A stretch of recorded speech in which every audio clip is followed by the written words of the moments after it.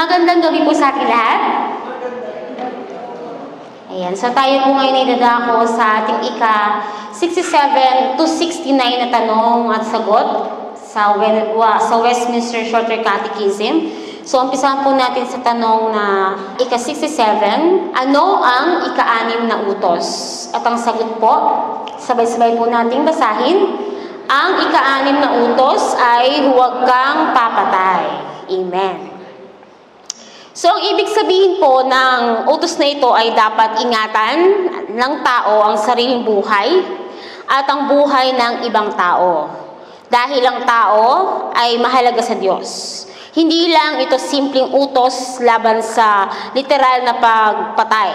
Ang utos na ito ay nagpapakita ng mataas na pagpapahalaga ng Diyos sa buhay ng tao. Ang buhay ay galing sa Diyos, kaya siya lamang ang may ganap na karapatan dito. Amen po ba? So makikita po natin, even in Genesis chapter 1, verse 27, sabi po dyan, ang tao ay nilalang ayon sa larawan ng Diyos, through the image of God. So ibig sabihin, ang bawat buhay, mayaman man o mahirap, malakas man o mahina, ay may dignidad at halaga sa paningin ng Diyos. Kaya ang utos na ito ay pundasyon ng paggalang sa kapwa, pag-iingat sa buhay, pagkilala na bawat buhay ng tao ay mahalaga sa Diyos. So yun po yung nilalaman ng ika-67 na tanong at sagot. Ngayon dadako po tayo sa ika-68 na tanong. Basahin po natin, ano ang hinihingi sa ika-6 na utos? Sagot po, basahin po natin. Ingatan ang sariling buhay at ang buhay ng iba sa lahat ng makatuwirang paraan. Sabi po sa Efeso chapter 5 verse 29 to 30, basahin po natin. Walang taong namumuhi sa sarili niyang katawan. Sa halip, ito'y kaniyang pinapakain at inaalagaan. Tulad ng ginagawa ni Kristo sa iglesia, tayo nga ay mga bahagi ng kanyang katawan. Amen? So, ang mensahe po dito sa Efeso, chapter 5, is ingatan ang sarili nating buhay. Sumunod po sa awit chapter 82, verse 4, ang marapat na tulungay ang mahina at mahirap, sa kamay ng masama sila'y dapat iligtas. Ito naman po ay kung paano natin iingatan ang buhay ng iba. So, hindi lang iwasan ang pagpatay, ang punto ng ika-6 na utos. Aktibong pinapagawa sa atin ng ang protektahan ang buhay. Amen. So, paano nga ba natin ito isa sa buhay? Paano natin aalagaan ang ating buhay, ang sariling buhay? So, sabi po dyan, simple lang. Actually, ito yung mga practical na ginagawa natin at nararanasan natin sa araw-araw. Kung paano natin aalagaan ang ating buhay, sabi po dyan, tamang pagkain at pahinga, pag-iwas sa mga bisyo, pag-aalaga sa mental at emotional na health natin. So, kung makikita nyo, sobrang alam natin lahat niya kung paano natin iingatan, kung paano natin aalagaan ang sarili nating buhay. Amen? So, ibig sabihin pala, nakapasok siya sa huwag kang papatay. Ibig sabihin, yung buhay mo mismo ay dapat mong ingatan. Amen? So, hindi mo pwedeng pabayaan ang sarili mo dahil ang buhay mo ay pinagkatiwala ng Diyos sa iyo. So, ito pong buhay natin ay hiram lamang natin to sa ating Panginoon. Kung kaya naman, ang dapat natin gawin ay pagkaingatan ito at gamitin sa kanyang ikapupuri at ikatataas. Pangalawa, pagprotekta sa buhay ng iba. So, ayan. So, pagtulong sa nangangailangan, pag-iwas sa pananakit, physical man o emotional, pagiging maingat sa salita, dahil ang salita ay nakakasugat, nakakamatay. Amen? So, sabi po dyan, ang ating katawan ay hindi sa atin. Ito ay sa Diyos at ito ay templo ng Diyos. Kaya may tungkulin tayong ingatan ng ating sarili at ang katawan ng ibang tao. So, balikan po natin itong pagprotekta sa buhay ng iba.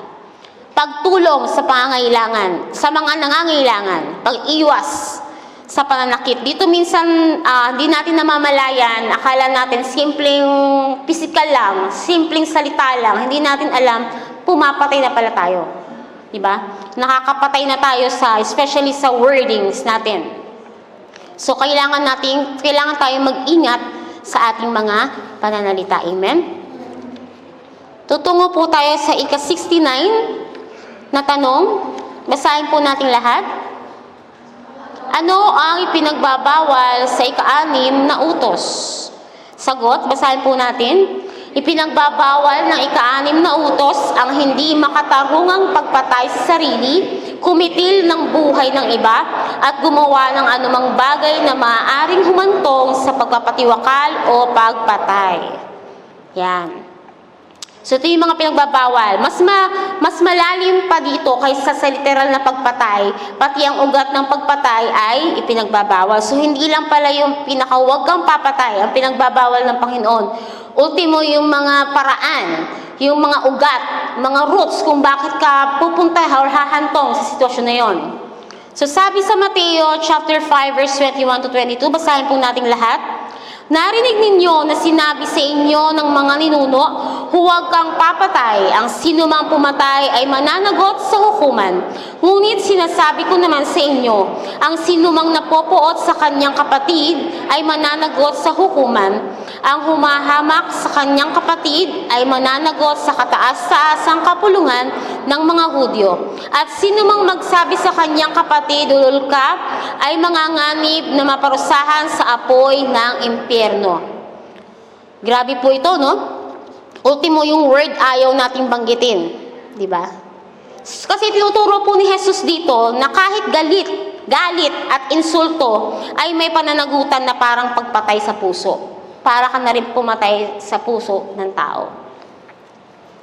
So, mga halimbawa ng mga pinagbabawal sa ika-6 na utos. Yan, pasok po dyan ang galit at poot. Sabi po dyan, hindi lahat ng galit ay mali, di ba? May tinatawag tayo na righteous anger. Pero, ang tinutukoy po dito ay ang galit na hindi mapigil or hindi napipigil, na hindi na iaayon sa kalooban ng Diyos. Ayan yung kinikim-kim na sama ng loob, paghihiganti, mapanirang damdamin. So, ano-ano ba yon? So, siyempre, aware na tayo kung ano-ano yung mga yon. So, mali din pala. Mali ang magkimkim tayo ng sama ng loob dahil pinapatay mo ang sarili mo doon. Pag yun ay lumaki, magiging poot, magiging galit, hahantong sa sitwasyon na hindi natin nalalaman kung magiging ugat ba ito ng pagpatay or lalalim. Depende. Paghihiganti, same thing. Ito yung mga roots mga roots of anger na lumalaki na habang hindi mo nire-release or hindi mo tinatanggal sa sarili mo, pinapatay mo na yung sarili mo, hindi rin ito makakatulong sa kapwa mo. And mapanirang damdamin. Ayan yung mga mapanirang damdamin like sinasabihan nyo yung mga kapatiran natin ng mga bagay na hindi maganda. Yan. So, ang galit na hindi kontrolado ay maaaring humantong sa mas malaking kasalanan. Pangalawa, pananakit sa salita. So, madalas, ito yung madalas na minamaliit na, joke lang yun. Biro lang yun. Ito naman, masyado ka seryoso. Hindi natin alam, pero sa totoo, kaya nitong sumira ng puso. Kaya nitong sumira ng mentalidad. Diba? Or even pagkatao. At even relasyon. Dahil kahit hindi pisikal na pananakit, maaari itong pumatay sa loob ng isang tao. Ibig sabihin, ang salita natin ay may kakayahang magbigay buhay o makasakit at makasira. Amen? So, kaya nawa gamitin natin ang ating mga labi, gamitin natin ang ating mga bibig sa magandang paraan. Kung saan makakapagbigay buhay, hindi sa makakasakit o makakasira o makakapatay ng damdamin ng ating kapwa. So, pasok dyan yung mga panlalait, paninirang puri, mga bullying, di ba? Hindi natin nalalaman na, ay hindi, magaan lang yan, ano ka ba, joke lang yan. Pero hindi mo alam, nanuot na sa nakarinig.